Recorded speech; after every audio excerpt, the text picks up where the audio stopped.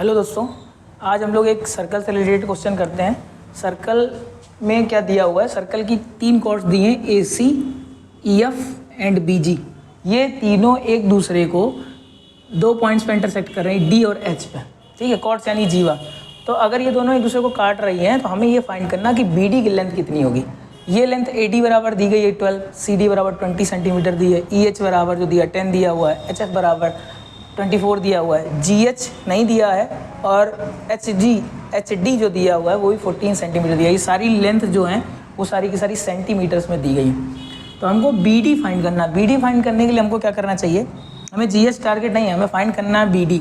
ठीक है, तो हमने क्या किया, बी डी अगर फाइंड करना तो बी डी को एक्स लेट कर लिया और जी एच को भी वाई लेट कर लिया।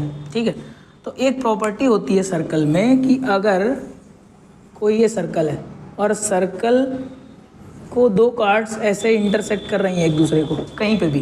ठीक है, ये कॉर्ड्स हैं ए बी और सी डी। तो अगर इसकी लेंथ ए है, इसकी बी है, इसकी सी है, इसकी डी है, तो एक प्रॉपर्टी होती है कॉर्ड्स के बीच में सर्कल्स की, A into B equal to C into D होता है। इसी प्रॉपर्टी का हम लोग यहाँ यूज करेंगे और इस क्वेश्चन को बड़े आसानी से कर लेंगे। तो देखते हैं भाई कैसे होगा ये। तो हम लोग करेंगे क्या, सबसे पहले यही प्रॉपर्टी यूज करेंगे ए सी और बी जी के लिए। तो ए सी बी जी के लिए यूज करेंगे तो A D into C D जो होगा, A D into C D होगा जो वो होगा B D into G D के, B D into G D के इक्वल होगा। तो ए डी की वैल्यू कितनी है 12 सेंटीमीटर, सी डी की वैल्यू कितनी है 20 सेंटीमीटर, बी डी की वैल्यू कितनी है एक्स लेट करी है और जी डी यहाँ से यहाँ तक जी डी है, ये एच 14 है, ये वाई है, तो टोटल हो जाएगी 14 प्लस वाई। तो ये आ जाएगा 12 दूनी 24 यानी 240 240 आ जाएगा। एक्स का मल्टीप्लाई 14 में कराएंगे तो 14x आ जाएगा, एक्स का मल्टीप्लाई वाई में कराएंगे तो x इंटू वाई आ जाएगा। इसको हम लोग इक्वेशन नंबर 1 दे देते हैं। ठीक, अब ऐसे यही प्रॉपर्टी हम लोग सेम प्रॉपर्टी किस में लगाएंगे, सेम प्रॉपर्टी लगाएंगे ई एफ और बी जी में। तो यार यहीं पे आ जाएगा E H into H F equal to B H into G H, B H into G H. तो ई एच की वैल्यू कितनी है भाई, ई एच की 10 सेंटीमीटर दी गई है, एच एफ की कितनी दी गई है 24 सेंटीमीटर दी गई है, और बी एच की वैल्यू कितनी है, बी एच की दी गई है, बी एच हो जाएगी 14 प्लस एक्स।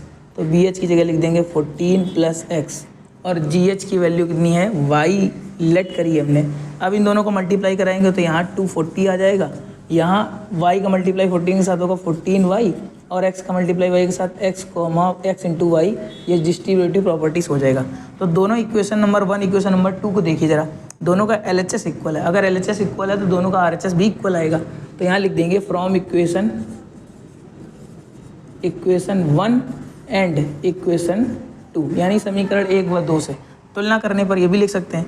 तो अब ये हमारा LHS इक्वल है, RHS भी इक्वल आएगा, तो 14x plus x into Y equal to 14y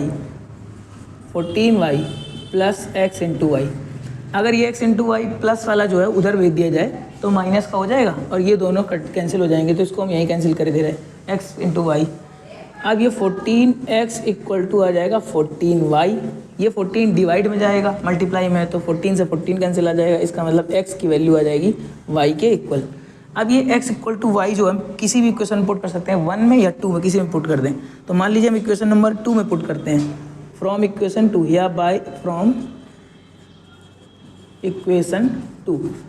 ठीक है, तो या फिर यहाँ ऐसे ये लिख सकते हैं कि पुट इन इक्वेशन 2, समीकरण 2 में रखने पर, समीकरण 2 में जब रखेंगे तो ये आ जाएगा 240 इक्वल टू 14 है ना, x इक्वल टू वाई रखेंगे तो ये आ जाएगा 14y प्लस यहाँ पे क्या आ जाएगा y इंटू वाई, तो ये आ जाएगा 240 equal to 14y plus Y square.